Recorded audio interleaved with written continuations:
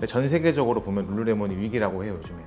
왜? 뭐 잘 나가잖아. 근데 이게 모든 브랜드가 다 그렇겠지만 선구주자가 있으면 그 후발주자도 나오기 마련인데, 미국에서는 같은 약간 컨셉을 갖고 있는 알로라는 브랜드가 나와 있는 거예요. 알로 처음 들어봤어. 그런 알로라는 브랜드도 계속 룰루레몬의 자리를 위협하고 있고, 전 세계적으로 재고 자산도 계속 증가하고 있대요, 룰루레몬 자체가. 팔린다는 거네.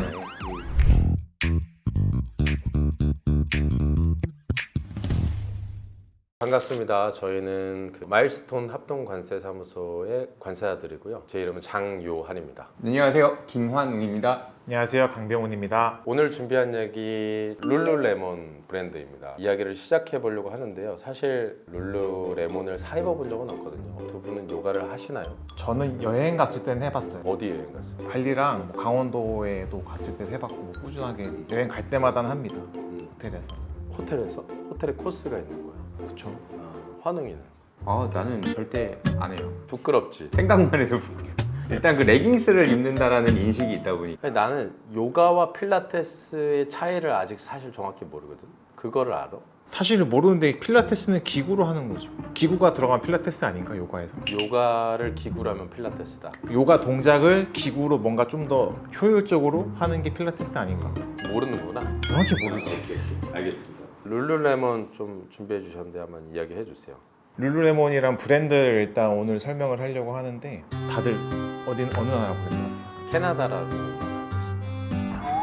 난 아예 그냥 국내 도메스틱이 아니었을까라는 생각도 했었는데 국내 브랜드? 그 안다르, 잭시미스. 룰루레몬은 말씀하셨다시피 캐나다에서 탄생한 브랜드고, 창업자 칩 윌슨이라는 분이 이제 요가를 보시다가 전통적인 요가복을 보면 되게 풍포짐한 라인인데, 이제 그거를 뭔가 좀 더 실용적으로 뭔가 할 수 없을까 해서 좋은 원단을 개발을 해갖고 이제 룰루레몬이라는 브랜드 만든 거고, 그게 이제 점점 더 개발이 되면서 루온이랑 원단을 사용하면서 땀 흡수에 탁월하게끔 만들어진 거예요. 그러면서 이제 헐리우드 스타들이 일말 웨어라고 뭐 집 앞에 장을 보러 가거나 뭐 이렇게 나들이 갈 때 이제 가끔씩 레깅스 입고 사진 찍히는 거죠. 그러면서 이제 되게 유명해진 거예요. 그래서 이 레깅스로 이제 유명해진 룰루레몬이 레깅스 가격 하나에 10에서 14만 원 정도 하는데, 근데도 이제 매니아들은 그걸 다 사 입는 거죠. 아무리 비싸더라도. 그 비싼 거야? 10만 원, 14만 원 이런 거? 안 비싸요? 아니 난 가격에 대한 기준점이 없으니까, 예를 들어서 뭐 내가 뭐 셔츠를 사입는다, 카라티를 사입는다 이러면 대충 가격의 브랜드마다 기준점이 있는데, 레깅스가 뭐가 비싼지 기준점이 아예 없으니까. 근데 비싼 거? 그렇죠? 14만 원이면은 비싼 거 아닌가? 나도 좀 비슷하게 생각하는 게, 운동을 할 때 옷이 땀을 흘리고 망가지다 보니까 오히려 싼 거를 사서 짧게 입고 바꾸고 그런 패턴으로 운동을 할 때 옷을 사게 되는 것 같은데, 10만 원이 넘어가면 사실 운동복이 싼 거 같지는 않다라는 생각이 드네요. 오케이, 알겠습니다. 룰루레몬 매출은 어느 정도예요? 룰루레몬 코리아 별도 법인이 있나요? 한국에 룰루레몬 코리아라는 별도 법인이 있고, 룰루레몬 이제 본사는 캐나다에. 그래서 룰루레몬 코리아라는 유한회사를 세운 거고, 룰루레몬 코리아의 매출액이 연간으로 봤을 때는 21년도에는 580억이었고 22년도에는 약 850억, 23년도에는 약 1170억, 계속 점프를 하죠, 매출액이. 성장세가 엄청나네.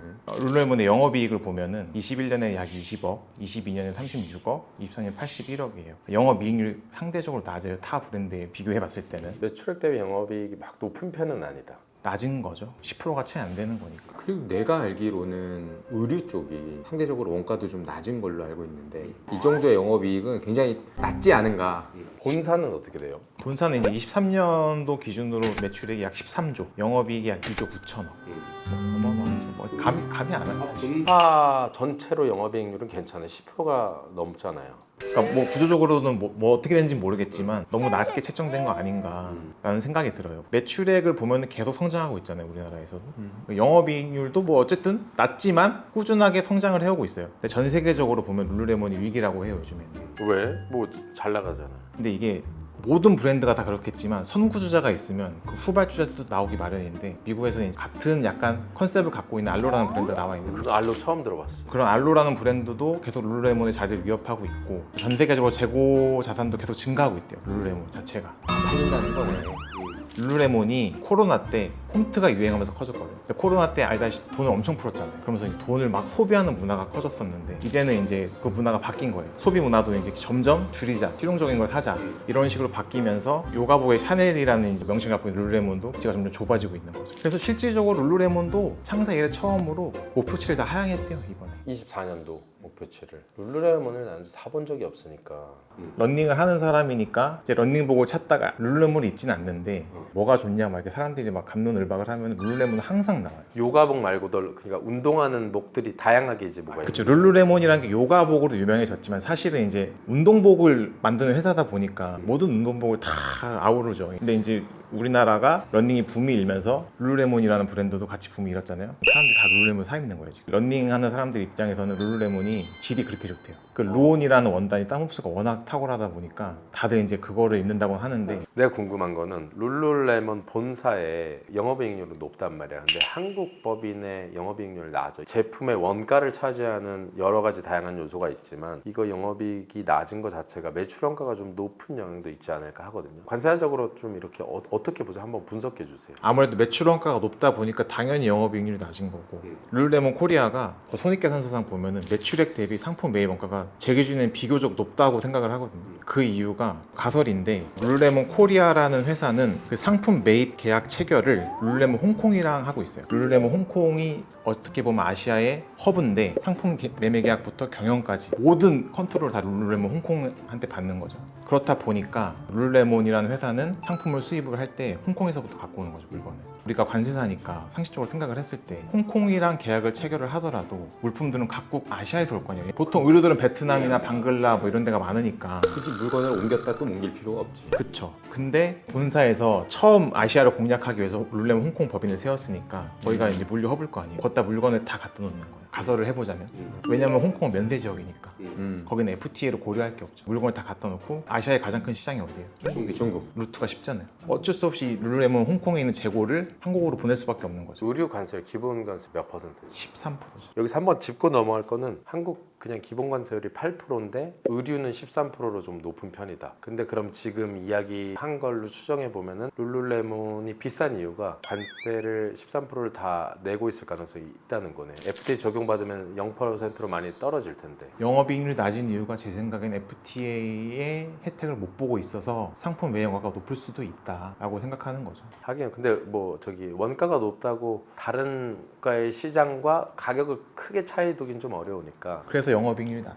그 상품 매입원가는 어쨌든 관세부터 그 물류비까지 다 들어가 있긴 한데 왜냐면 아까 룰루레몬 본사와의 영업이익률 차이도 크다 보니까 관세 13%면 꽤 큰 편이야. 우리가 그러니까 물품 원가 CIF에다가 우리가 관세를 부과하니까 13%면 거의 정말 원가 자체가 많이 높아지는 거예요. 그래서 그런 뭔가 공급적인 구조가 잘못 짜여져 있어서 FTA에 대한 혜택을 못 받고 있을 수도 있다라는 게 이제 의문이 드는 거죠. 이거 합리적 추정이죠. 사실은 뭐 저희가 그거는 기업 기밀이니까 알 수가 없는 거예요, 사실은.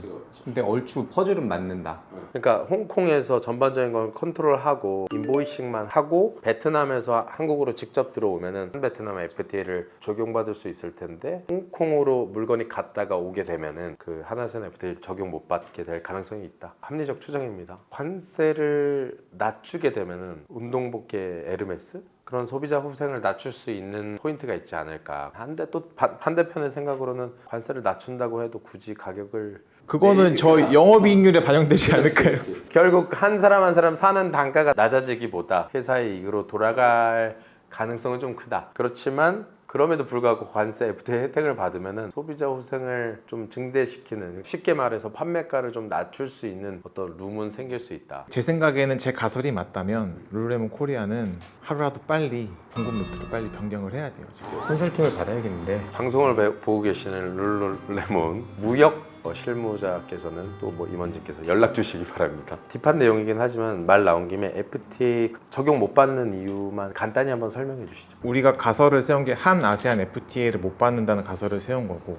이 한 아세안 FTA를 적용받기 위해서는 협정문상에 직접 운송 원칙이라는 게 있어요. 생산국에서부터 우리나라까지 운송이 다이렉트로 와야 된다. 근데 어느 한 곳에 들렸다가 거기서 뭔가 상품이 포장되거나 재포장되거나 재생산돼서 다시 들어온다. 그럼 이 물품은 원래 생산국의 원산지로 인정받을 수 없어서 FTA 혜택을 못 받는 거죠.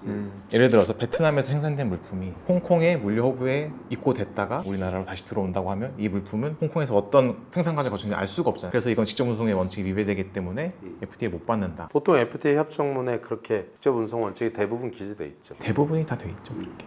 그러니까 우리가 그냥 브랜드에 대한 이야기를 할 때 힙하냐 아니면 트렌드냐 이런 거 보는데 관세사의 눈으로 봤을 때 좀 새로운 것들이 보이는 것 같아요. 좀 더 싸게 살 수 있다. 그 룸이 남아있다. 그 정도로 결론을 맺겠습니다. 룰루레몬 이렇게 살펴봤고요. 서머리 한번 해드리면은 아까 더 이야기 나눠봤는데 룰루레몬을 입고 남자가 요가를 하는 게 좋다. 헬스보다 또 좋은 면이 있다라는 걸 들었습니다. 근육을 늘려주기 때문에. 두 번째로는 룰루레몬의 영업이익이 생각보다 적다. 장사를 잘 못하는 건 아니고 매출 원가 자체가 좀 비싸다. 그 이유를 관세사로서 합리적으로 추정해 봤을 때 세 번째 결론이 나오는 게 관세를 내고 있을 가능성이 높기 때문에 관세를 FTA 적용을 받게 되면은 매출 원가가 낮아지고 그만큼 또 소비자에게 판매하는 가격이 낮아질 가능성이 있기 때문에 소비자 복리후생 효과가 있을 수 있다. 결론은 룰루레몬 관계자 여러분께서 저에게 연락을 주시길 기다리고 있습니다. 감사합니다.